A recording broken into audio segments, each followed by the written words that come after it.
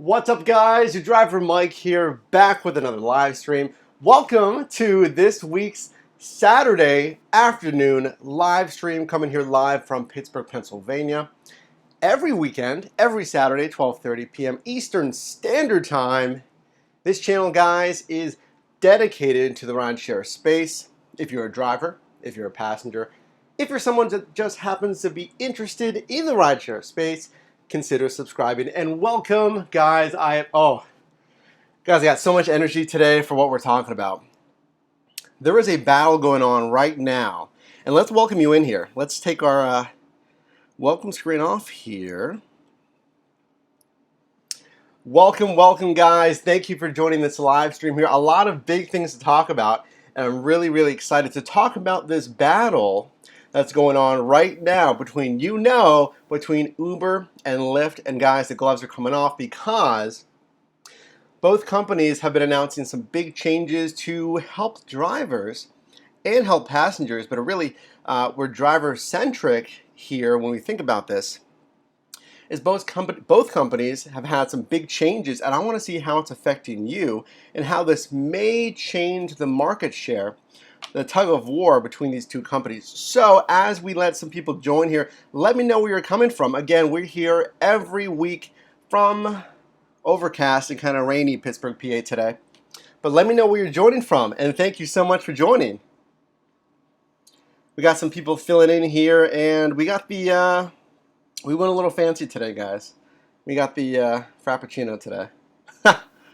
So let me know where you're joining from. Today we're talking about the battle between Uber and Lyft, what features have come out, and who's going to come out alive, right? We're going to talk about tech developments, where each company is going in the future, and how it affects you.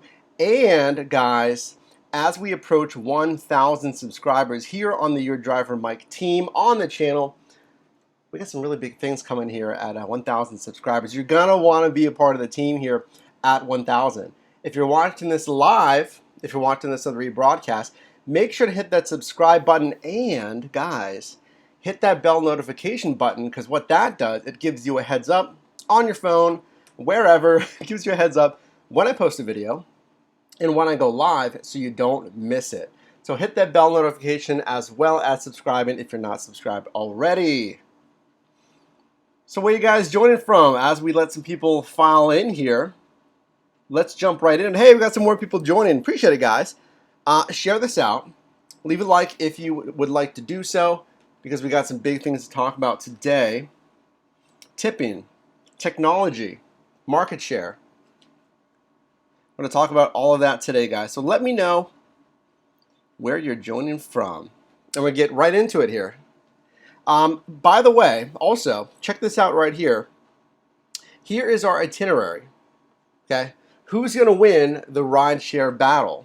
Uber, Lyft, market share has been changing in the last 2 years. If you haven't been paying attention, there's been some market shifts here between these two companies. Okay? And if you haven't been following it, there's some big changes there about who's taking the lead. Also, as you see disappearing down here, we got some big surprises at 1,000 subscribers. And actually right now, if you're new to the channel, we got some big things going on right now. Check the link in the description. Let me just double check here. Yeah, guys.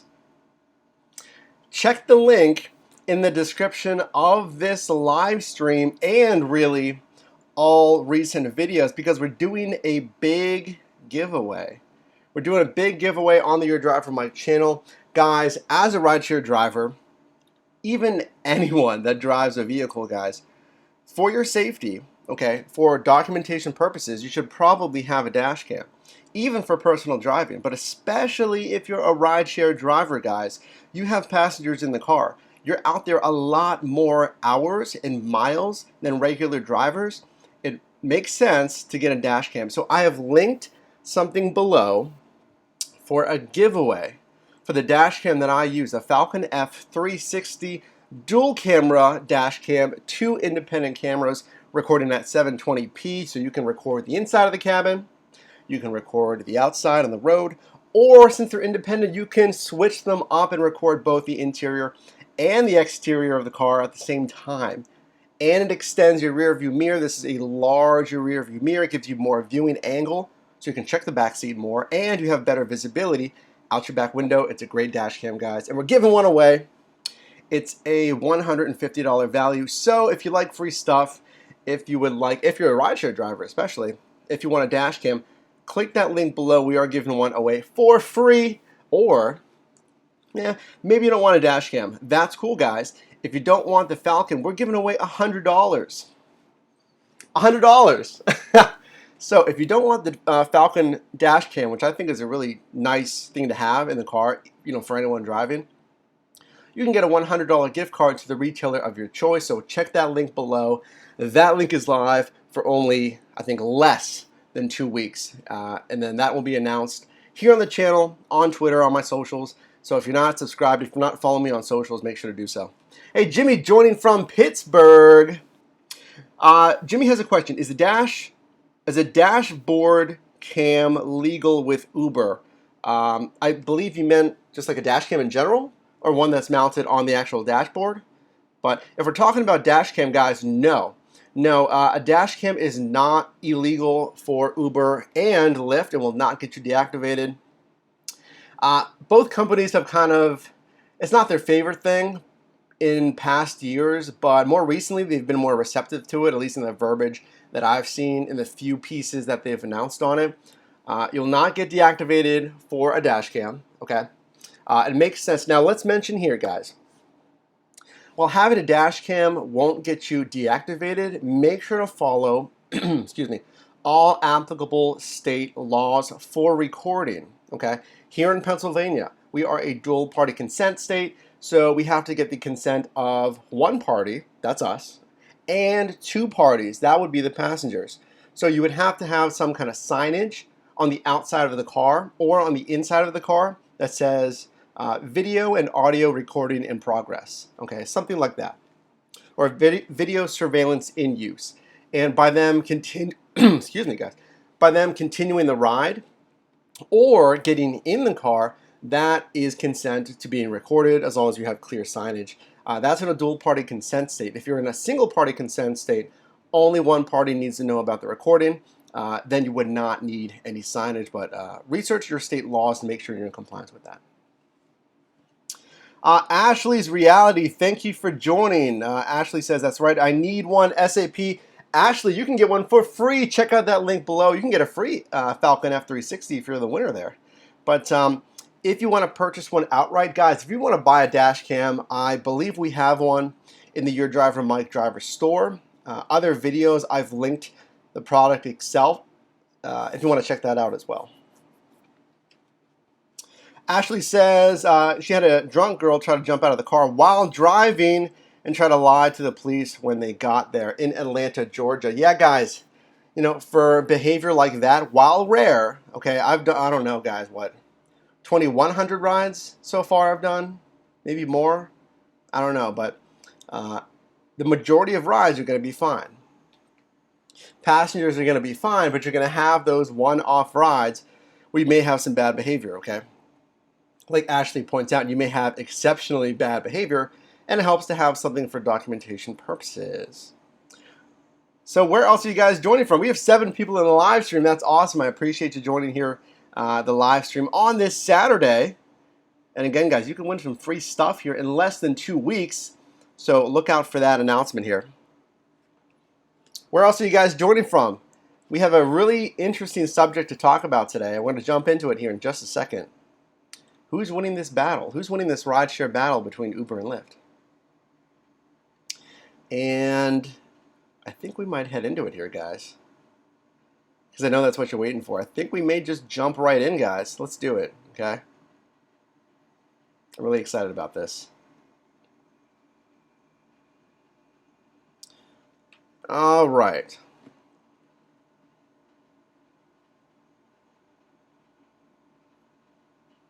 So guys, let's jump right into this, and let's turn on the display capture here, which is going to be a little bit funny looking here. All right, let's do this. This is what we're talking about today, guys. As you saw in the thumbnail title, the battle is on Uber versus Lyft. And why are we talking about this now? Mike, They've been a battle for years now. Why are we highlighting this now? Why does it matter that we highlight competition now? Because A, in the past 2 years, Lyft has been gaining significant market share from Uber. How much? Lyft says about a 20% growth in the last 2 years. In 2015, when I first started driving, Lyft had reportedly a 10% market share. Recent reports have come out based on credit card transaction data that show that Lyft has closer to a 25% market share, guys.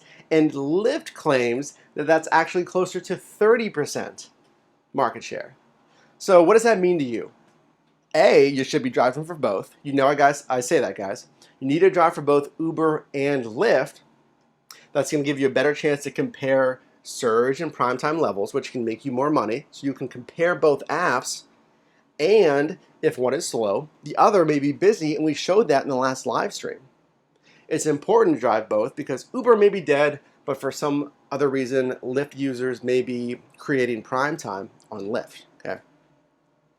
So Lyft is stating they have closer to a 30% share. And again, you want to drive both because that means that you're going to have a lesser chance of getting those faraway ETAs. The biggest complaint on Lyft, you guys already know it before I even say it, is the long ETAs.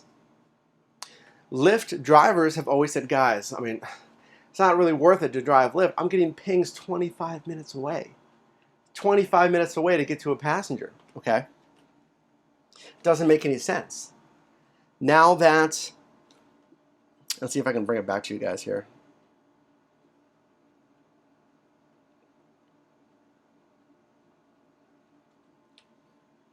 We're going to cut in and out so I can catch up on any comments here, but now that Lyft has a reportedly 30% market share, it makes sense to drive both because more and more passengers are using Lyft. Lyft is gaining that market share, so there's a higher chance to get lower ETAs.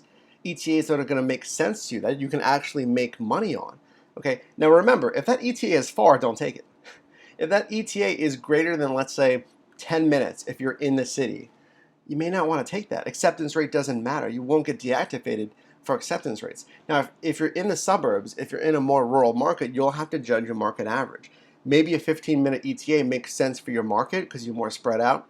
That's where you have to do your own research, okay?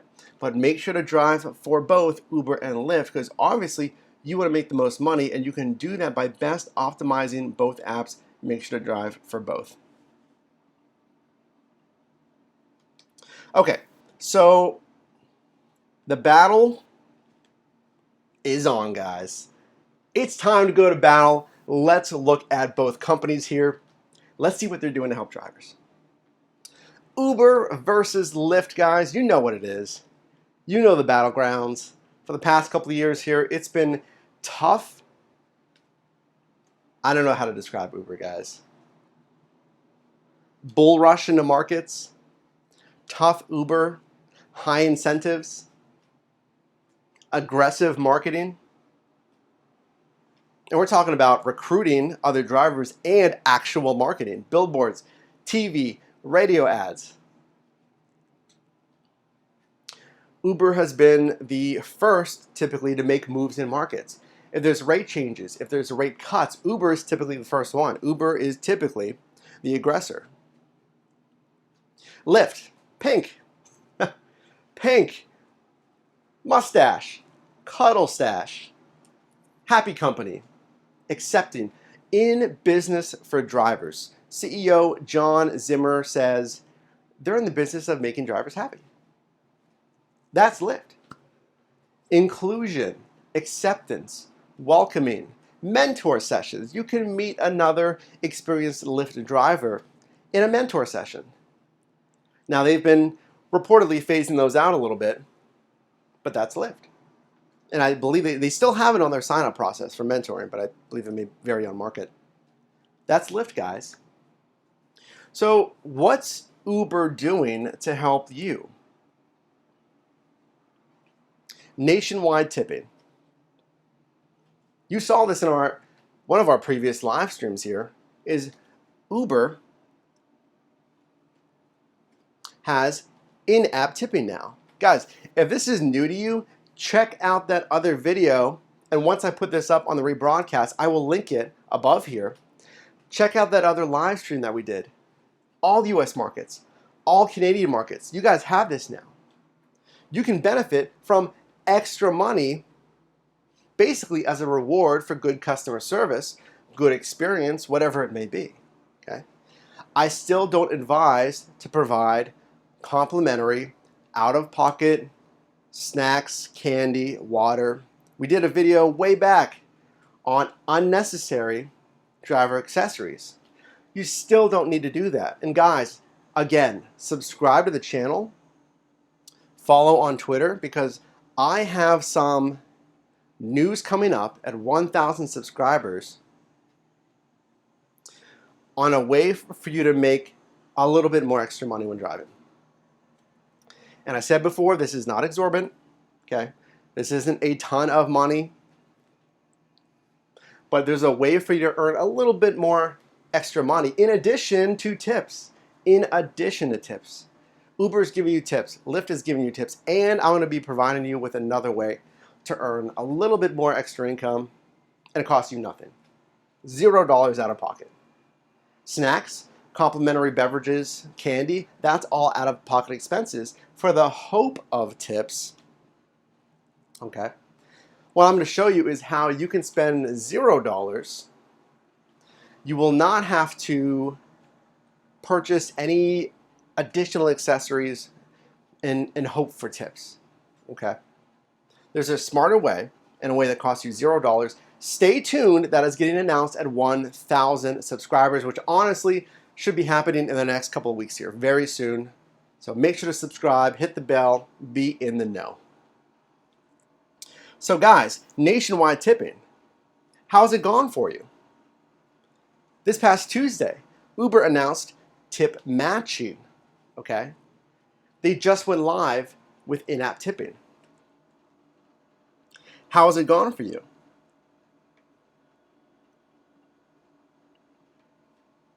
How has the tip matching gone for you on that Tuesday? Okay, did you see a lot of success with it? Now, I know the biggest argument that we're going to hear is, guys, this was on a Tuesday. This was on a random Tuesday, which are pretty much the slowest days anyway. It doesn't matter, okay? And if you think about it that way, then it's not going to matter to you, okay?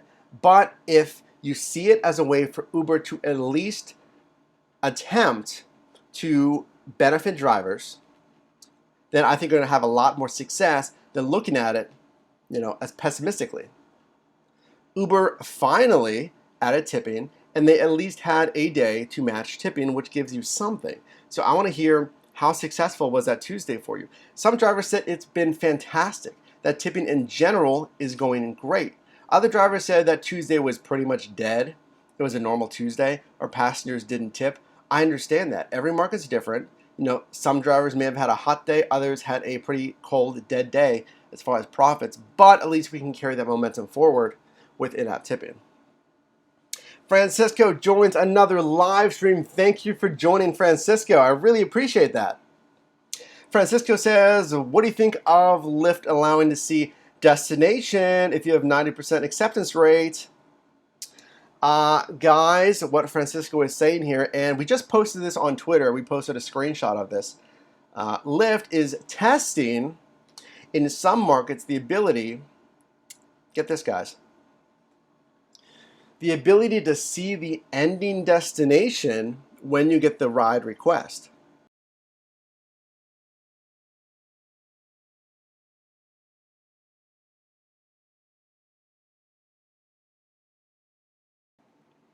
So you can actually see, hey, where is the passenger going when you get the request, okay?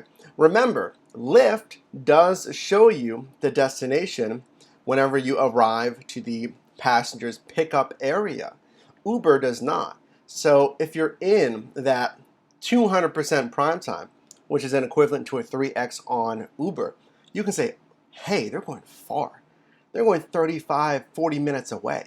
I'll wait as long as it takes, more than 5 minutes if I need to. Now, obviously, You want to call your passenger at a certain point and make sure they do still need the ride, okay? But if they say, I'm running late, I'm sorry, I just need another minute or two, if you're impatient, you cancel it on a 40-minute 3x ride, where Lyft shows you the destination on pickup, allows you to be a little bit more patient if need be, okay?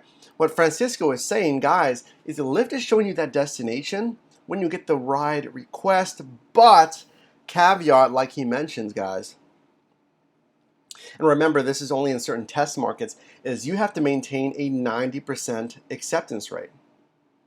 A 90% acceptance rate on the platform that we know traditionally has had some longer ETAs for pickup. What do you think? Is that feasible? Is that going to work? And again, the markets that they're testing this in better be some really high volume markets here. Because if you're in a smaller to medium market, you're going to get those pings that are farther away. You can accept them, but our driver's going to cancel just to keep that acceptance rate up. But then if they cancel, they're going to increase their cancellation rate, which we know is not the best thing. So let me know. You can see the destination, but you have to maintain 90% acceptance. Let's see. Francisco says, is that extra way to earn called Vugo? I'm not giving anything away, guys. Can't give anything away. The only thing I'll say about that is it is not called Vugo. But I'm not going to say anything else. I'm not giving any more hints, answering any more questions on it. You guys got to subscribe and be here to find out. And you only got to wait a couple weeks. It's coming soon, 1,000 subscribers. We have a lot of things announcing at 1,000. Okay, it's not just this other earnings avenue. We have some other big announcements coming at 1,000. You're going to want to be here. Jimmy from here in Pittsburgh says, I drive the morning and they didn't tell them until 3 p.m. Yeah, what Jimmy's referring to, and I don't know if I can find the email here, guys, was Uber matched that tipping for one day. But what Jimmy's saying is, hey, they didn't tell passengers that they could tip until later in the day, as you can see here. And why is that important? Because passengers need to update their apps. Just like we need to update our apps to receive tips, passengers need to update their apps to give tips after they rate their driver. Okay, I can't find it quickly here, but that's what Jimmy's saying there real quickly. But now, again, most every passenger that uses the app now should see it. Let me go to the passenger app real quick. I'll check in my email here. Hopefully they still have it on here. And they do. Okay. So when passengers go into their app, they're going to see something. They're going to see it right at the top of their message center. Check it out. That's what they're going to see. They're going to see tipping. Tipping, an extra way to show your appreciation, which is, yeah, right? So here's their main screen. It's right there. And that's per usual. There's nothing really wrong with that. That's the beginning of the message center. And then when they pull down to see more, they're going to see the full message. So at least it's front and center. It's at the top, which I think is good. And there is a section that says learn more about tipping and give passengers some more information. So let's jump back in, guys. What's Uber doing to help us out? All right. So, equal pay for Uber employees. I know it doesn't affect us directly, but Uber announced, you can see here, boost salaries, guarantees pay equality, equity. They say equity. Guarantees pay equity across, okay. Giving equity in the company maybe. Across race and sexes. Something that should probably stand to reason, which they should have been doing anyway. But Uber looks like is trying to better itself on all fronts. And you can see here I believe providing equity and boosting the salaries and equaling the pay across race and sexes. Again, something that they should be doing anyway, but we know that there is a pay discrepancy in some industries across the country. And it's good to see at least Uber is improving on all fronts because they need to do that. They need to improve culture internally. We know that. They need to improve culture internally and help drivers. So equal pay for Uber employees. Guys, here's some more money for you. Okay, if you weren't aware, here's another improvement. Paid wait time. After 2 minutes, let's take a look. As part of the 180 days of change, check it out. When you arrive, you're waiting for your rider. Right here, guys. After 2 minutes of waiting, you can see this driver is waiting. After 2 minutes, what happens? Charging for wait time. You get paid the per minute amount after 2 minutes. And again, some people are going to say, hey, that's nothing. I get paid 11 cents a minute, 15 cents a minute. Okay. Over the course of every day, every week, month, and year, that's something in your wallet that you weren't getting before. Little changes, guys. Compounding changes. Paid after 2 minutes, in-app tipping. You know, this is incremental changes that are giving you some more income, which you wouldn't have had before. I think it's a good thing, especially if you're like me and you drive those bar hours. You're going to be waiting. You're going to be waiting for your passenger. And remember, guys, if you wait longer than 5 minutes, you can cancel. And in most markets where it's applicable, you're going to get a $5 cancellation fee. Okay. Now, from my understanding, you should get both the wait time and the cancellation fee. Someone correct me if I'm wrong, but you would wait, after 2 minutes, and then after 5 minutes, you cancel if they don't show. Again, cancellation fees not in every market; it's in most markets. But Uber has added this: getting paid while you wait. Guys, let's check back with you.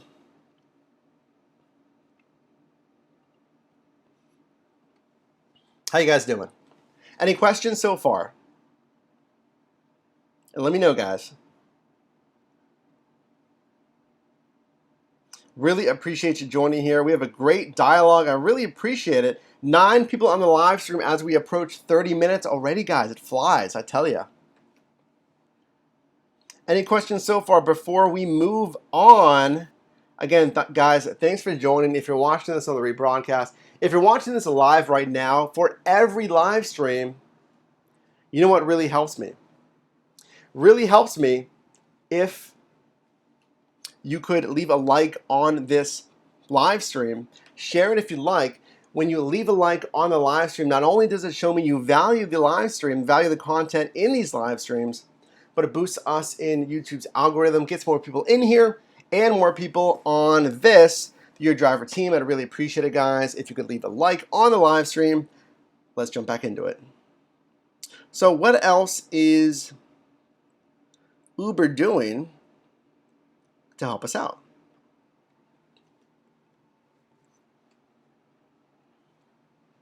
Expanded driver destinations. Not huge, admittedly. But again, as part of the 180 days of change, you can see right here, driver destinations, of course, is where you can set a destination and get a ride in that direction, hopefully. Say you're headed home. Say you got a ride to the airport. Now you got to come back downtown. You don't want to wait at the airport. Hopefully you can get a ride back downtown. So now they're just expanding these destinations. And again, you can see here a maximum of 2 destinations can be set every single day. So Uber did add that for you if you use the destinations feature. So what else? In this battle between Uber and Lyft, what else is Uber doing to stand out? Well, we know that Uber has 180 days of change for drivers. Big monumental changes and smaller changes, all aimed at improving the driver experience. Uber has months more of punches to throw, let's say, in this program. In-app tipping, expanded driver destinations, a paid 2-minute wait time window, nationwide in-app tipping. What else is coming? We still have a few more months of improvements from Uber in their battle. Guys, moving on to cuddle stash land, fist pump mustache land. Let's talk about Lyft. What is Lyft doing now to combat this 180 days of change, to combat this momentum that I've seen that drivers are saying, hey, the CEO is out of Uber. Travis Kalanick is no longer the CEO at Uber. They are trying to change their toxic work culture internally. You can see that by better pay. They're trying to win back drivers. In-app tipping. We know Lyft has had it for years, okay? But Uber has added in-app tipping. They've added these other features. What is Lyft going to do to respond to this wave of Uber maybe saying, hey, we can see our numbers. We're a private company. We can see the numbers. Guys, we're losing market share to Lyft here. We need to do something. Now, what is Lyft doing to continue that momentum? In Los Angeles, any driver in Los Angeles, Harry the rideshare guy, I saw this on Harry's Twitter. I believe possibly Ezra, the rideshare genius, may be out there. And I believe he is. Drivers in LA have gotten this week $1 car washes benefiting the LA Regional Food Bank. I know this is a micro level benefit, okay? But consider where rideshare started. It started out in San Francisco, LA, California in general. So for Lyft to do something like this is, again, a micro level, but still a good example of Lyft thinking outside the box. Has Uber ever done something like this? Not to my knowledge. So Lyft gave LA drivers $1 car washes, again, benefiting the LA Regional Food Bank. Not only is there some good philanthropy in there, but it really helps the drivers in a market that's really hot and sunny. I'm sure those drivers could really appreciate a nice car wash, have their car looking nice, get more tips, etc. A nice little micro level benefit to drivers. Okay, let's talk a little more macro now. Lyft line now matches traditional Lyft pricing. And I wanted to show you this, guys, because I thought it was kind of funny. They need to update their app here because it still says a Lyft line is always cheaper than the regular Lyft. A Lyft line is always cheaper than the same in the original Lyft. That's not true anymore. Oh, there we go. Lyft line now matches traditional Lyft rides. Guys, I know Uber Pool, Lyft line are probably the least used, accepted rides. Profitability-wise, it's the most ignored because it takes more time. It takes more time to drop off each passenger. Even if the pay is the same, you have to go to different pickup locations. I definitely get that argument. Let's head back to you guys here.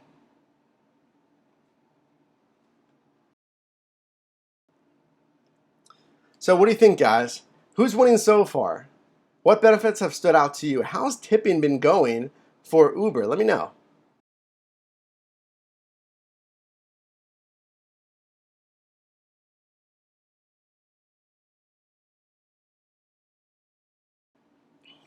Hey, we have some more people joining here. Appreciate it. David, who joined us in the last live stream. Welcome, David. Thanks for joining.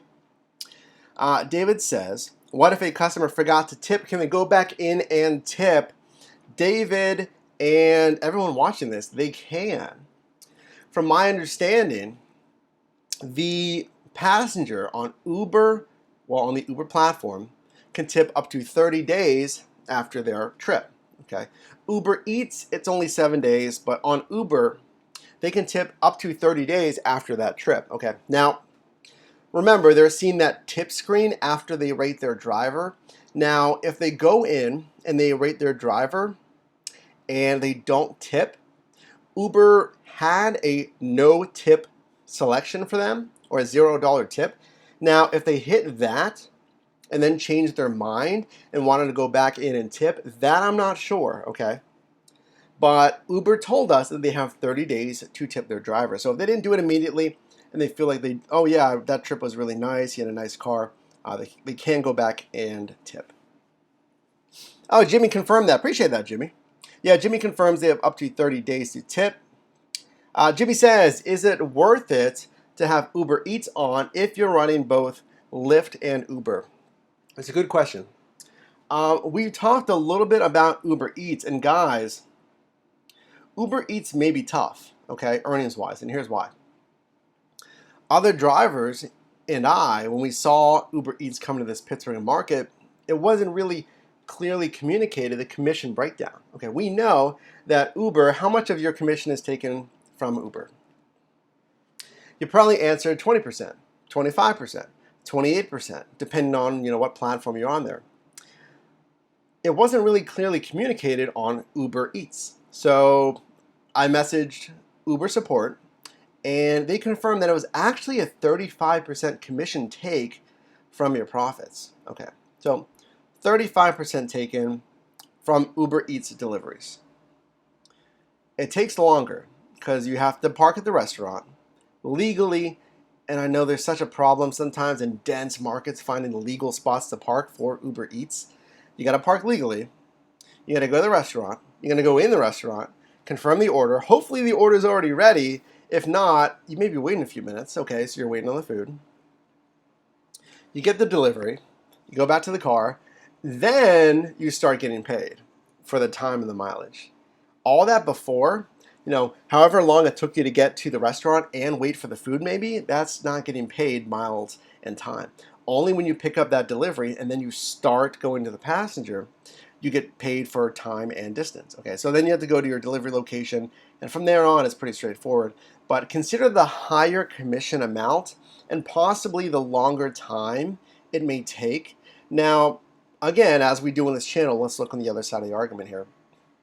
If you're driving especially busy times for Uber Eats, 11 a.m., 12, 1 p.m., right around there where it really starts to heat up for the lunch rush, that can make you a little bit more money if you have stacked deliveries, because I believe you can stack deliveries on Uber Eats. Then you can do a lot more deliveries, per hour, so that may make more sense for you. Again, it comes down to your market research. See how Uber Eats is in your market and make that determination.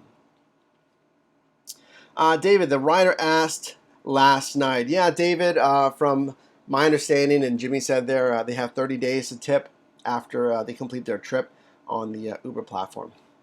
All right, guys, we're going back in. Any other questions before we jump back to Mustache Land to Lyft? I know, it's just Lyft, yeah. They have such a happy persona, and I've seen John Zimmer do interviews, and he has such a infectious energy and really seems very proactive for drivers. Now, I know some drivers say, well, hey, they're the same as Uber. They're just looking out for themselves. They don't care about drivers. That's an argument, and I've definitely heard that argument. But from what I've seen from John Zimmer, the interviews are pretty interesting, and he seems to have a lot of passion for it. And remember, he did this first, basically, with Zimride, okay? So he's been in this space, he has a real interest in this space here. So interesting to see how this battle unfolds here. Let's jump back right in here. Let me check one thing for you guys. Guys, we have 12 people on this live stream. That is awesome. I really appreciate it. If you've missed anything, you can watch on the rebroadcast. If you're just joining now, welcome to the live stream every Saturday, 12:30 p.m. Eastern Standard Time from Pittsburgh, Pennsylvania. Guys, this channel, if you're interested in this channel, we're dedicated to the rideshare space. If you're a driver, if you're a passenger, if you just happen to be interested in the rideshare space, could you please consider subscribing? And again, guys, if you enjoy the live stream so far, can you leave a like on the live stream? Share it out if you'd like. It really helps me out here. I appreciate it, guys. So let's go back into the battlegrounds. Let's do it, guys. All right. The battle is on, and I apologize that I have to click through all of this, guys. I'm new to Keynote. Come on. I've used PowerPoint for who knows how long, guys. There's a learning curve to Keynote. We're getting there. So, as Francisco mentioned, Lyft is testing destination on accept. And here's where I want to hear from you guys. This is really interesting and a great or not so great feature. I don't know. Lyft is testing. You can see that destination when you get that request. If you're driving the bar rush, let's just talk strategy right now. Excuse me. If you're driving the bar rush, if you're driving huge events, we always talk about maximizing profit. If you're in that 3x, that 4x, that 5x, guys, check out the links below in this description. Check out my Twitter profile. Sign up for Lyft, and there's a code down there if you want to sign up for Lyft, because we saw 8x earnings this week on Lyft. And you'll see on Twitter, I posted a screenshot of a 7x earnings on Lyft, which is a 600% prime time. Doing the research, knowing those demand trends, doing the research on those big events, you can be out there. There's no guarantee that someone is going to pay a 600%. But I've had some big rides. I've had other drivers tell me they've had massive rides on surge and prime time. Sign up for Lyft so you can see, hey, Uber is at a 3x, Lyft is at a 7x. I'm going to take a risk and try to grab one of those 7x rides. Even if you don't get a 7x, you may still even get a 5x versus it would have been a 3x on Uber. It's up to you guys, but again, we have links below in the description if you want to sign up to drive. So, seeing the destination on accept, you may be able to say, hey, this guy just wants to go down the block. This group wants to go 45 minutes away. That's pure strategy. And again, this is just a test market, because you can see how drivers can more of, cherry pick certain rides for the length of the ride. So I'm not sure how much this is going to scale because of that. I think it does seem a little more fair to have it be blind, because if I was a passenger, I don't know if I'd necessarily want my availability for a pickup to be based on how far I'm going. And there's a discussion into that. I'm curious to hear your thoughts, guys, because that's where we get into that kind of cloudy area where, hey, as a driver, this is a great strategy move, but as a passenger, does it really optimize the system? I don't know. Moving on. Guys, scary subject. Or is it? Lyft just announced that they're developing their own self-driving car tech. Now, this isn't necessarily new, and I thought it was. I thought this was a little bit new, but again, John Zimmer, the CEO of Lyft, has said in the past that, like Kalanick and the Uber team, they also see autonomous being part of the rideshare market. I'm going to tell you right now, I'm going to agree with Zimmer's plan, and I've said in the past, in my self-driving car video, we actually took, my girlfriend Mackenzie and I, we took a self-driving Uber here in Pittsburgh. We rode in one. And I'm going to even go further than what I said in that video. That video, I said 2 to 3 years for more autonomous options for passengers. I'm going to show you Lyft's launch plan for autonomous cars. And I'm going to agree with him that, guys, I don't think that we need to be as threatened as some drivers make it seem to be, and you'll see why. And there's really good reason to believe that it's not going to capitalize and cannibalize the rideshare market like I think a decent portion of drivers think it will. And there's a lot of reasons why. Let's see what you guys are saying.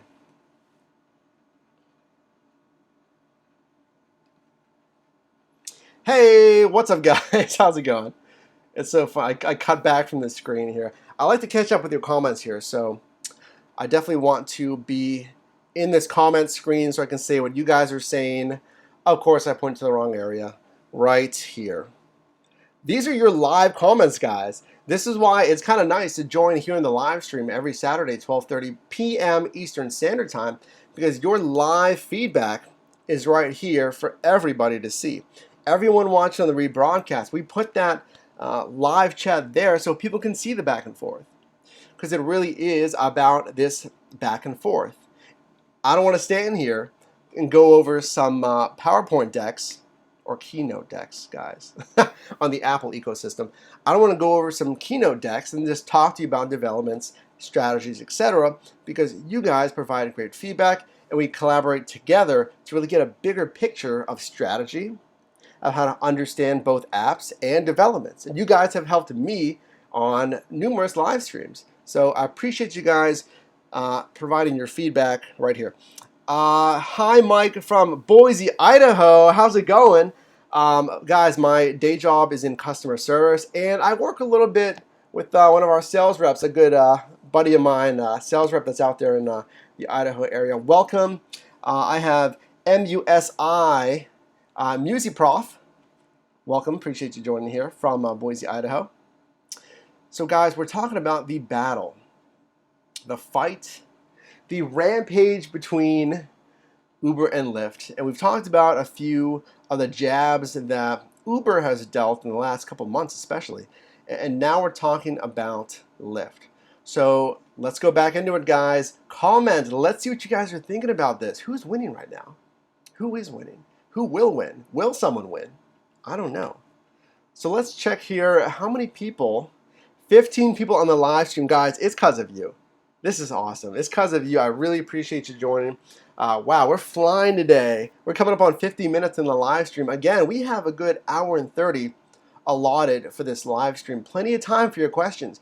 Do not be shy if you have a question about anything, even the most simple questions about Uber and Lyft. If you just signed up and you have a very simple question about the app, don't be afraid to ask. If you've been driving 3 times more rides than me, and guys, there's plenty of drivers who have driven 10,000 or more rides even, okay? Feel free, because again, we have a lot of different experience levels and markets and whatever in this live stream. 17 people, I appreciate that, guys. So let's do it. Let's go back into battle, guys. Let's see what's going on here with Lyft. All right. Let's click through this and let's get back to Lyft. All right. So, as we said, guys, Lyft is developing their own self-driving car tech. As reported by TechCrunch, Lyft launches a new self-driving division and will develop its own autonomous ride-hailing technology. And you can check this out by searching the title if you want to find this article here. But you can see this was posted yesterday, guys. This is brand new, and one of the things I try to do and take pride in is giving you guys the freshest, newest news as it happens. We went live the hour that Uber announced InApp Tipping, guys. A lot of good features on the channel to help you out. So Lyft launched a new self-driving car division. Well, hold up. Wait. I thought Lyft were our buddies. I thought Lyft wasn't really looking at self-driving tech. They're the driver company. They're supposed to help drivers. Okay? And they still are. Don't worry, they still are. Now remember, guys, this is a brand new disruptive industry that has never happened before. Okay? In the capacity that it is, Uber arguably created this on-demand company. Now, I'm sure there may have been smaller segments, but no one exploded it like Uber did. And Lyft, of course.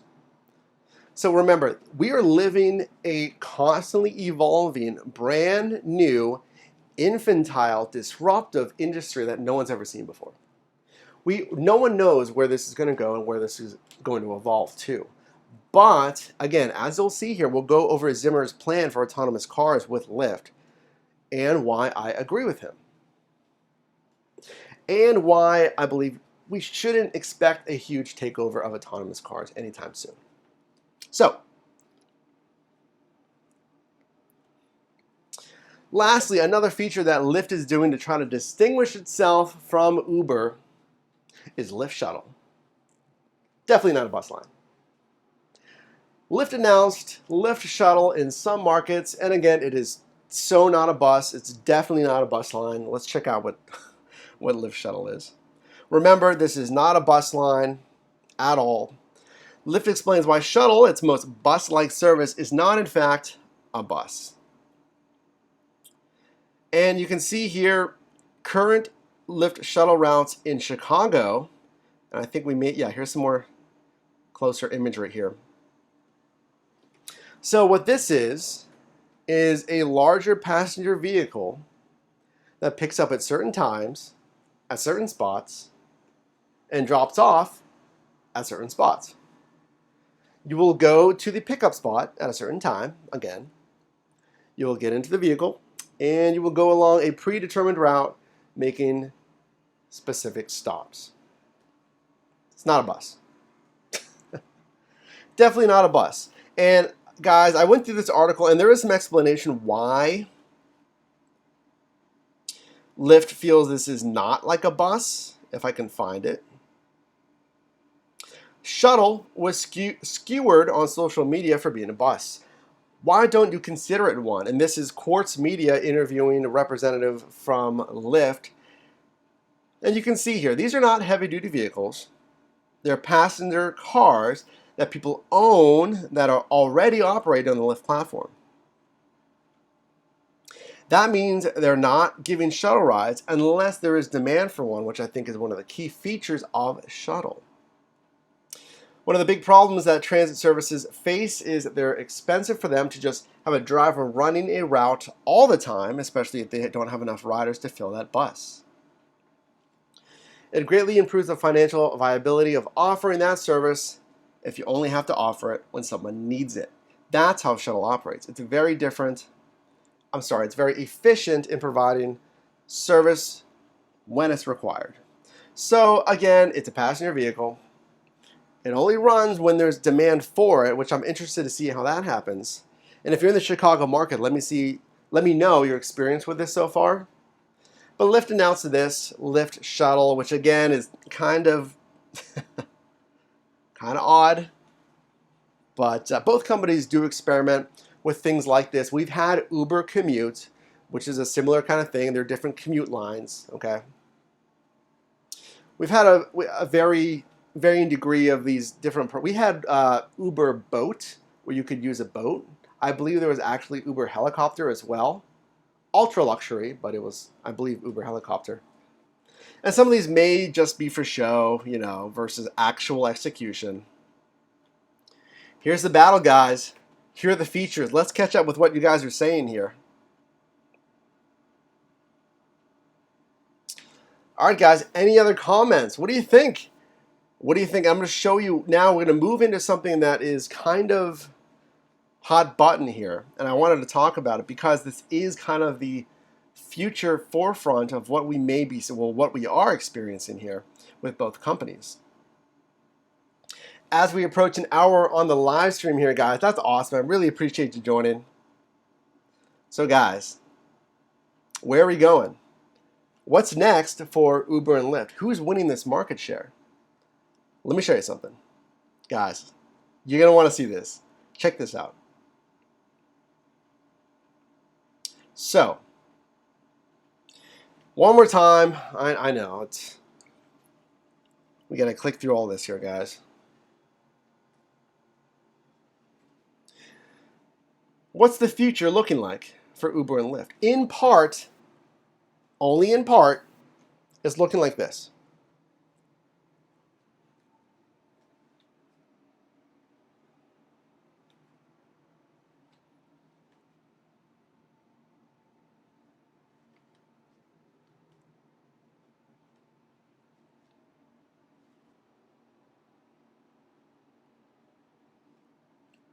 No, we don't want to go to Lyft yet.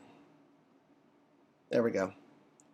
This is in part what is kind of coming into the market. Autonomous car tech, of course. This is video that I took here in Pittsburgh, Pennsylvania. I want to see that again, guys. This is a video that I took here in Pittsburgh, Pennsylvania. The larger video being of downtown Pittsburgh, and the smaller video being right here, right out the door, pretty close by. What do you think of when you see these guys? Probably a threat. And we've had this here in Pittsburgh for months now. The first thing that I think of as a driver when I see these guys is a threat to my rides, to threatening the surge algorithm, because there's more drivers on the road, there's autonomous drivers on the road, which means there's more drivers available, which decrease the surge algorithm, okay? And thinking in the future is that this is what Uber's going to look like in the future. Yes and no, okay? Now, I know some people may be saying, well, hey, no, there is no yes and no.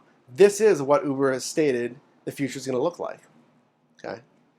And it may, but again, whatever the Uber team says versus reality is we have no idea what's going to happen in this new disruptive space. No one knows. Obviously, Uber's going to say, this is what we're doing, because that's their goals as a company. That is not necessarily where reality is going to go. We don't know. Regulation. And regulation is starting to come down big. I believe the UK is considering self-driving car regulations, or the US government. I can't quite remember, guys, but I know one demographic is really weighing down on how to regulate this. Regulation is coming. Okay. Scalability. You can see here Uber partners with Volvo. These are XC90s. That car is around a $50,000 car standard. Okay, and when I drove in one of those, the Uber tech told me that fully equipped with the options, that car is like almost $80,000, I think he said. That's not even counting the technology on the roof.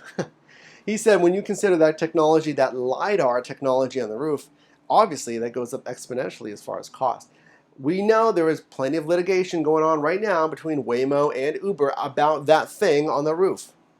And that thing spinning specifically on the roof. That device spinning on that roof is exactly the center of Waymo's litigation against Uber for allegedly stolen trade secrets. That is a LiDAR technology that helps that Uber car see. Okay, let's leave that be for now. Let's talk about the future for drivers. This is coming. It's already here. They're testing it here in California and possibly still in Arizona. I don't want you to be discouraged that this is going to take over all the drivers' jobs, because it's not. I mean, this is a $50,000 plus car, and that's one car with who knows how many hundreds of thousands of dollars of tech on top of it. How do you scale that? There are what? Hundreds of thousands, or maybe probably million plus drivers in the US alone. The sheer numbers of that and scalability is not going to happen overnight, especially with regulation. The article that I read talking about regulation, and guys, I did post that on Twitter, I believe. If you want to read that, check out my Twitter at Your Driver Mike. The regulation is coming, because this is new for everybody, including regulators. And that article stated you can't just put hundreds of thousands of self-driving cars on the road with the public with no testing. And there's a safety issue. What about the scalability? How much money is that going to cost to scale this? And I think John Zimmer and the Lyft team showed you what the future is really going to look like. So let's take a look at that. But first, let's go back to you guys. What do you think, guys? A, you can tell me who's winning the battle between Uber and Lyft. What do you think?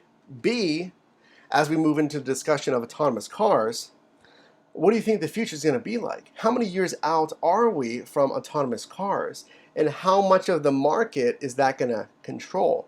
Is it going to be 100%? Here, you open your Uber app, here's your autonomous car.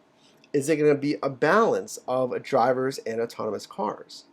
Is it going to be as it is now with 1% autonomous and 99% human drivers? What's it going to be like? What's the future look like for autonomous tech? Or in the immediate future, who's winning this battle between Uber and Lyft, guys? Let me know. We only got 28 minutes left, guys. We got 10 people on this live stream here. Don't be shy to comment, guys. We're going to look at Lyft here because I want you to see this thing from Lyft about the future and this battle. Because remember, guys, this battle between Uber and Lyft is not just the immediate driver market. We're looking at autonomous tech too. So let's take a look at Lyft. And one more time, for anyone just joining, I got to show you this. Oh, wait. Am I on the right screen, guys? Hold on. I'm not. I'm not on the right screen. There we go. Okay. So, I just got to show you this, guys, one more time. This is personal video that I filmed downtown Pittsburgh, okay? But again, I don't want you to think this is coming at scale, because it's not, and let's see what Lyft is telling us. Okay. This is Lyft's plan for autonomous driving. And I think the Lyft team and John Zimmer stated that he sees kind of a subscription service or a miles service to use something like this.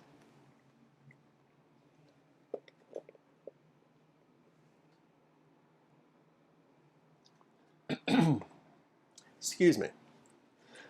So check it out and really look at this chart. Really look at this chart. If you're watching the rebroadcast, pause it. I recommend you re-watch this broadcast as well. Don't just watch it once.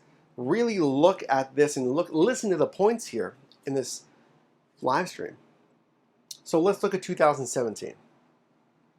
Human rideshare drivers. And this is from Lyft via Recode. Step 1 for autonomous driving is autonomous fixed route driving.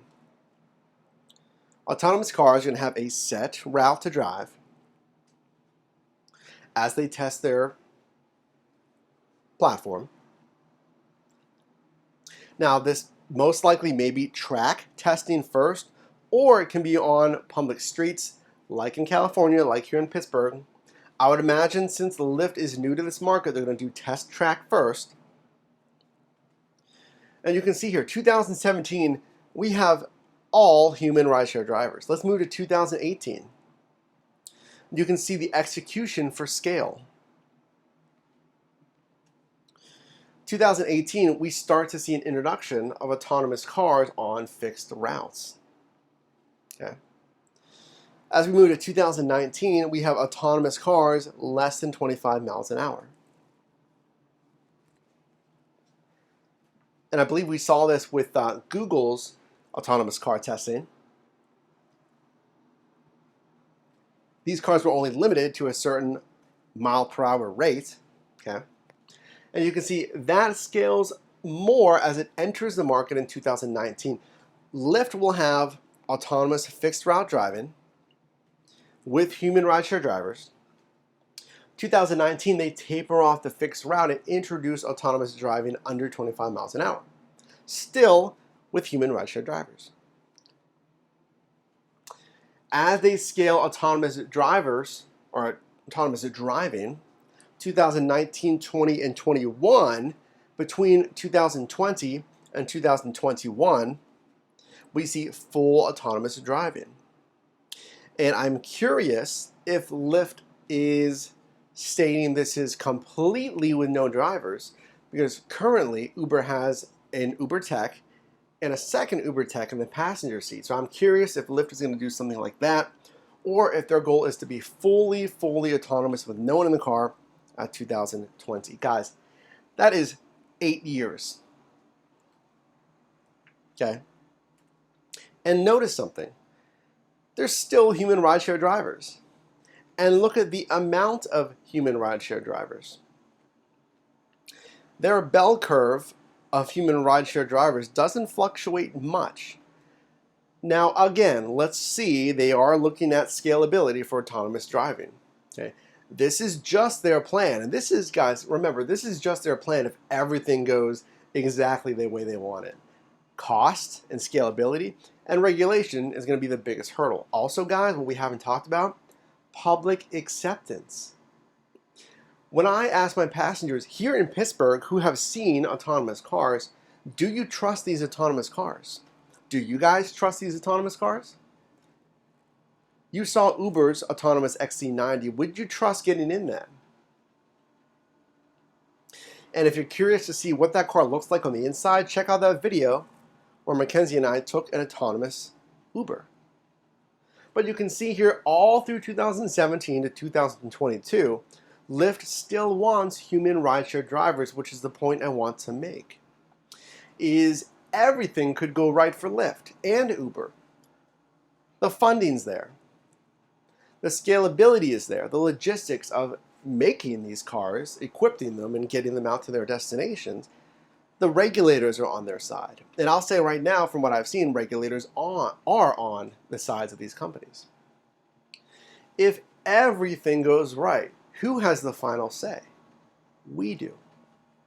The populace has the final say because we are the audience, the end user, the consumer of these cars. If we don't want to use them, we're not going to use them.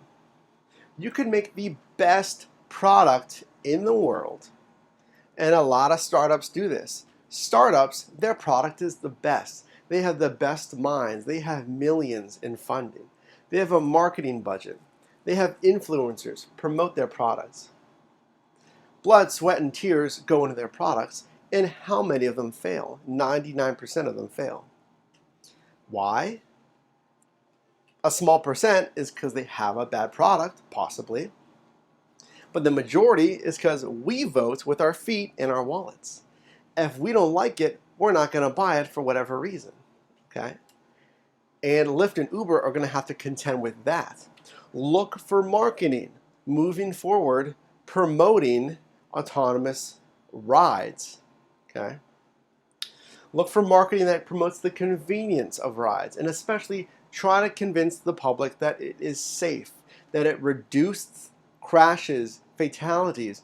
Look for marketing that's going to be framing autonomous driving and riding, really, in the next 5 years. Because that's going to be one of the biggest goals for these companies.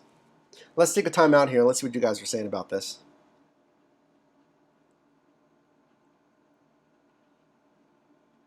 Hey, Dano Smith, thanks for joining here. Dano joins us on most every live stream. I appreciate you joining here, Dano. I'm sure you're watching the rebroadcast. Nothing wrong with missing the live stream here. No worries. You can always watch the rebroadcast. Guys, if you're just joining, can you please leave a like on the live stream here? If you appreciate the live stream, if you like the content, if you think the content's pretty awesome on this live stream, on this channel, can you please leave a like? Can you share it out? When you watch videos on this channel, I really do appreciate when you leave a like. It shows me that you get value on the content here, and also boosts us in YouTube's algorithm, gets more people in here, and gets more people on the Your Driver team. I really appreciate it, guys. That'd be awesome. Dano, thanks for joining here. We're wrapping it up here in 20 minutes. So post some comments, questions, anything in these next 20 minutes here. Let's go back into it, okay? Because there's another argument that we need to look at here, and that's that, which you just saw here, is today Lyft has human drivers. 5 to 10 years, they want autonomous and human drivers. That's 5 to 10 years, and guys, it's going to be on that 8 to 10 year range. It's not happening in 5 years. Unless regulators really push things through, unless the scalability happens. Guys, Google has been testing autonomous cars for years, before Uber. Uber is kind of that squeaky wheel in the industry. They do not stop trying to push their way into markets and getting their tech out there. So they're going to be pushing hard, absolutely. But Google's been doing this for years before Uber. Lexus is doing this. Mercedes-Benz is doing this. We obviously know Tesla's been doing this. And Tesla has live autonomous features on their cars. Not fully autonomous, insofar as you need to maintain contact with the steering wheel after certain intervals, but Teslas do have automatic lane changes, automatic really driving. That's 5 to 10 years. They still want human drivers in 5 to 10 years. That's a good amount of time, guys. That's a lot of days to see where this market is going to go and how it's going to evolve. 10 years, they want fully autonomous cars. And I could see that happening. Okay? 10 years, guys, where are you going to be in 10 years? That is a long time to plan. And that's what we're going to talk about going forward on this channel. As we see more and more developments from these autonomous cars, and again, guys, 5 to 10 years, we're still going to have human drivers. It's going to be a while from now, okay? Hopefully the channel's still kicking strong at that point. I mean, you don't have to think about fully autonomous cars for 10 years. That's if everything goes exactly the way these companies want it to, okay? This is Lyft's plan. What do you think? In the battle of Uber versus Lyft, we've talked about driver benefits, improvements to the platform, making things easier and clearer for you when you drive. Then we talked about future developments from these companies, autonomous driving, okay? What are these companies doing now to help you? Let me propose a question to you guys. And if you're watching this in the live stream, the rebroadcast, let me come back to you real quick here. I have a really important question to ask you. Really important question. Hey, Michael Tavares, thanks for joining. I believe Michael's in Pittsburgh here as well. Thank you for joining. Michael joins a lot of our live streams. Really appreciate that. DMT Lewis. DMT is also a loyal live stream viewer. DMT Lewis in the New York City market says, what's up? So what happens to the drivers? DMT asks. Really important question. And this is what I'm going to ask you guys. Big question, okay? If you're watching this, again, wherever, rebroadcast or live, guys, 5 to 10 years, we know that Lyft has stated they still want human drivers.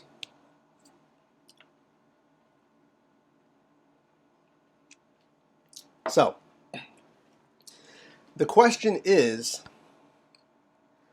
what are these platforms going to do to continually benefit drivers? Are they going to give any revenue generating options for drivers? Are they going to increase revenue as competition heats up from autonomous cars? And the more controversial question at that 10-year point, or whenever that comes, that DMT Lewis just mentioned here, what's going to happen to drivers? What is Uber and Lyft going to do when that point comes where they say, guys, we're ready to go completely live with autonomous cars?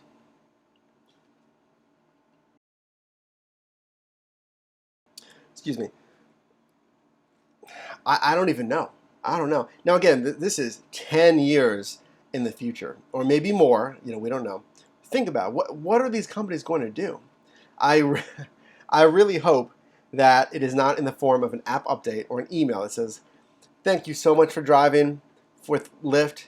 As we move on to our next chapter, we want to thank you for your 15, 30, 40,000 rides in your last 3 years, 5 years, 10 years of driving on the Lyft or Uber platform. We really valued you making your city great and enriching the passenger experience driving as a valued partner on the Uber and Lyft platform. Now, I don't want that corporate speak. I don't want drivers to get just pushed aside with corporate speak. That is the worst way to say goodbye to someone who has invested hours, thousands of hours, tens of thousands, hundreds of thousands of miles of driving, of customer service skills, of bettering your platforms just to get an app update or an email that says that. I really hope that they don't do that. And again, guys, this is a completely new industry. There is no right or wrong of which way to go, of staying of human drivers, of going to autonomous drivers, okay? I know it's very controversial, and I'm not even going to say, I can't even say where it's going to go. I don't know. These companies don't know. Regulators don't know. We all don't know because this is completely brand new. No, as Zimmer said, as John Zimmer said, the CEO of Lyft, he said, in the past, robotic cars were a dream. They're a sci-fi movie, and now we're talking about it, and now we're testing it. If that comes to full scalability, if we come to a point 10 years down the road where there's all autonomous cars, we know that we're going to lose jobs, obviously. I won't be able to drive, okay? No one will be able to drive, but is that really where it's going to go? Because again, they need to win over the public. When I talk to my passengers, half would never get in one of those cars. Half said yes, okay? Are these companies really willing to lose half of their market? And that's great. Think about this, guys. That's great. Uber and Lyft have autonomous cars. They only have two autonomous cars. 2020, you can only get an autonomous Uber and Lyft. That doesn't make sense. They have to keep human drivers because guess what? If they don't, a handful of better, smart, sharp companies are going to say, hey, why would you get an autonomous Uber? Use our rideshare service where we still have human drivers who care about you, who can give you local recommendations instead of sitting in a robot that is just going to be a shuttle, for, I don't know, whoever knows how much money, but, it's going to benefit a company versus benefiting the guy that lives right there down the road from you, who's lived here for 30 years in this city, who's an expert in this city. There's an interesting argument there. Is if they go fully autonomous, we vote with our feet. If people are like, heck no, I'm not getting in that. There's no way I trust this robotic car. And guys, one of the things that most touched me when I was driving, when I asked passengers this question, something that really stuck with me is when my passenger said, he answered that question. I said, would you ever get an autonomous Uber? He said, no, because I trust you more with my life than an autonomous car. He said, I'm supporting you. I'm supporting you as a driver. You're out here at 2:30 in the morning when you don't have to be. You could be doing who knows what else. Okay, I work a full-time job and I still drive Uber and Lyft part-time. We invest how much time driving. And the passenger said, I'm helping you. I'm helping you. I'm not helping a company who's developing a car that drives me wherever I want to go. Who's that really benefiting? It's benefiting the company, So interesting argument, guys. I mean, really, really fast. And actually, we could do a whole live stream on autonomous cars if you would like, in the future of tech in rideshare. I think that'd be really interesting. It doesn't have to be maybe the whole 90-minute live stream, but maybe we could do a mini live stream, an hour or something. That's really interesting to think about. Let me know if you'd like that. Let's catch up with you guys. William O'Brien, hi Mike. Thanks for joining. I appreciate it. Hey, William's joined a few other live streams. Really appreciate you joining here, William. Dano, I do not support anything that will benefit a company by laying employees off. I don't use self-checkout machines either at supermarkets, Home Depot, etc., as it can lay off cashiers. Yeah, and guys, I mean, I did it. I was a cashier at Walmart at the time, in between semesters in college. And I remember when our store installed self-checkout kiosks. I mean, it stands to reason. If there's a self-checkout kiosk that can handle 4 people, all you need is the attendant to run it instead of 4 separate cashiers. Really good point there, Dano. Michael, he says, honestly, when the humans become obsolete, we're coming obsolete, guys. It wouldn't surprise me if they didn't say anything and didn't allow us to even sign on. Interesting. Michael's saying, hey, when autonomous cars come, I wouldn't be surprised if Uber just shut us off quietly. It didn't say anything. The worst decision that Uber could do. And I don't think they're going to do that. I think the leadership that's coming in now is really like, hey, we're going to lose this company if we don't have a better culture and treat our drivers better. I think Kalanick's team may have done that. They're pretty fast and swift with what they would do. I don't think they're going to do that. Should the time come, again, that's like 10 years down the road. That would be a very, very bad business decision for them to do that. Let's see. William says, been pulling some of my riders randomly this past year. What have you found out, William? What have your passengers said? Has anyone else asked passengers about autonomous cars? If you're in the California market, maybe San Francisco. I think San Francisco has been testing specifically. Maybe San Francisco. But yeah, here in Pittsburgh, guys, I mean, I would like to get an interview with one of the drivers or even Uber support, which is right down the road here. I don't know if they'd be too open to that. I don't know. And again, as you guys know, Mackenzie and I are moving to the San Diego sunny market in the next month or so. So I'm excited because I love being here in the autonomous Uber country. But San Diego will still have a little bit of that up north, up there in San Francisco. That'd be pretty cool though, to do an interview with one of them. And actually, I had an idea to actually live stream from the Uber support center with one of the reps. That's kind of ambitious. I would love to see him do that because honestly, capitalizing on social media to talk live with an Uber rep, or just to get a bigger audience to talk and to actually see an Uber rep. Maybe you don't even have a green light help location. Maybe you don't have a help center and we could answer questions live. I think that'd be kind of cool. But as we close up here, guys, we still have a few minutes left. Don't worry. 7 minutes left here. Post your questions fast. Post your comments. Autonomous cars, the battle between Uber and Lyft. I'm going to do a little bit more housekeeping, guys. Again, chance to win a $150 dash cam or a $100 gift card to the retailer of your choice in the giveaway link below, guys. Oh, and by the way, that giveaway is less than 2 weeks left, so you want to enter that. Guys, we have huge things coming out 1,000 subscribers. We are so close. We're going to hit it. Let's see if I can check right now. I want to check right now real quick. Wow. We have 885 subscribers. We're so close to 900, and after that, it's the countdown. It's the 100 subscriber countdown until 1,000 subscribers. We have such huge announcements coming at 1,000. Well, I hope it's huge for, to benefit you guys and just general announcements on the channel. We have all kinds of stuff coming. But at 1,000 subscribers, I have a few things to talk about. And one of those being something that can earn you a little bit extra money, which we hinted at earlier. But if you can follow the clues, you may be able to find out what it is. I'm just going to say that. If you can follow the clues, you may be able to find out before everyone else what it is. Full disclosure, again, guys, it's not going to make you a ton of money, okay? It's not going to get you rich, but it can earn you some extra income, which doesn't hurt. Any extra income helps, guys. And it costs you nothing. Costs you $0 investment. Can make you, again, some extra money. Where this is available, okay, because it's not available everywhere. I'm just letting you know, but it's probably gonna be, so you want to do this anyway. I'm not going to tell you any more than that. So if you're not already currently subscribed, make sure to subscribe. Hit that bell notification, guys. Even if you've been a long-time subscriber, hit that bell notification. That little bell notification lets you know when I upload videos and when I go live, gives you a notification on your phone so you don't miss anything. Yeah, Dano, 885.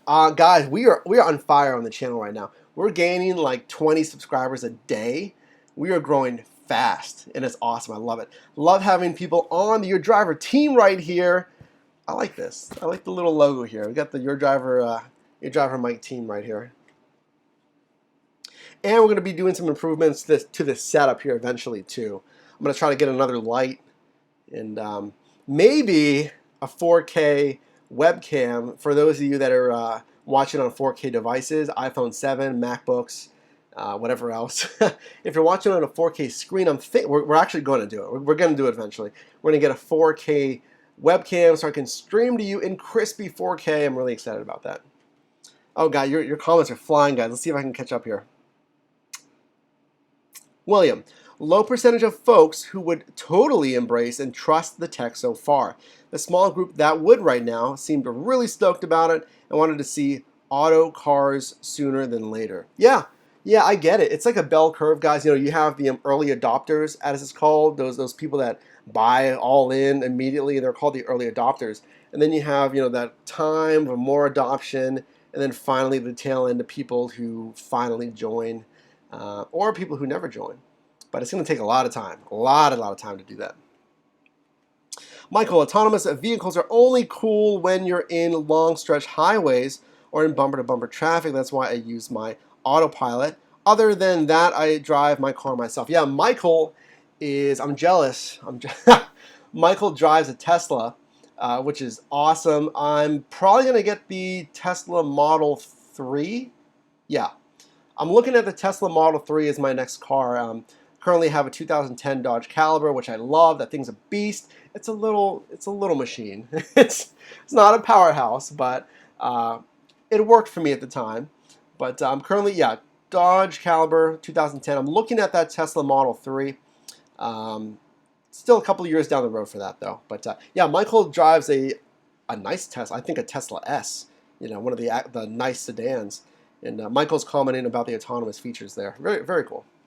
DMT Lewis, okay, so what if you're riding the automatic car and it gets a flat tire on the highway? Who fixes it, the rider or the robot? That's an interesting question. And guys, maybe a reason why we should do a live stream on autonomous cars, we only got a few minutes here, excuse me, is so many questions. What happens if someone gets sick? There's no one there to clean it up and go to the next passenger and pick someone up when someone got sick in the car previously. Messes with kids, or someone spills stuff. People bring food into the car. Obviously, the ride's going to be recorded. It's got to be recorded. And the current autonomous cars are recorded. When we got in that XC90, we were told, hey, this ride is being recorded. So I would imagine there's no way that ride is not going to be recorded. And maybe there's a help button on there, or it's going to be monitored for bad behavior. I don't know. Interesting questions, guys. Dano, how can we get that shirt? I'll support it. Hey, appreciate that. Glad you like the shirt. Yeah, guys, join the Your Driver team. We got the Your Driver. It's hard to point. Everything's mirrored. Yeah, check it out, guys. This is the Your Driver Mike Join the Team shirt. We got the Your Driver Mike logo right here. If you're interested in getting this, stay tuned. That's all I'm going to say. If you're interested in this shirt and more, stay tuned. That's all I'm going to say. Appreciate that, Dana. Glad you're interested. Michael, make sure you use my referral code if you get a Model 3. LOL. $1,000. Really? I will. I will absolutely. I didn't even know that. There's a referral program for Tesla. Oh, that's awesome. There's a referral program for Tesla. I will absolutely give you $1,000 if there's a referral code. Absolutely. Again, stay in touch. Stay in touch. There's my email is in my About page on my YouTube profile. You can shoot me an email there. Again, we're kind of years off until we get that car, but with the big move and whatnot. And the Caliber still has about probably 50,000 miles in it. Yeah, I think we're at about 107,000 miles now. I'm going to try to get it to 150, which is the best thing to do for rideshare, by the way, guys. Make sure to fully depreciate that car and limit yourself to buying a brand new car for Uber and Lyft. If you're buying one anyway, whatever. Like me, I'm going to be buying one anyway in a couple of years. But yeah, if there's a referral code for Tesla, I'll definitely help you out. Guys, we need to wrap it up. I know, I'm sorry, we're going over a little bit. It's because you guys are so awesome. So any final questions? Any final questions on this live stream? Thank you so much for joining the live stream, guys. Every Saturday, 12:30 p.m. Eastern Standard Time from still overcast Pittsburgh, Pennsylvania, every week. Eventually moving to sunny San Diego, and yeah, make sure to subscribe if you're not already subscribed. We have a lot of good dialogue on this channel, guys. A lot of great dialogue, and I really appreciate you joining here. So I think we're going to wrap it up, guys. I think we're going to wrap it up here. I really had a good time on this live stream here, guys. Thank you for watching. Leave a like on this live stream if you appreciate it. I'll see you guys in the next one. Your driver Mike here. Thanks so much. I will see you guys next time. Thanks.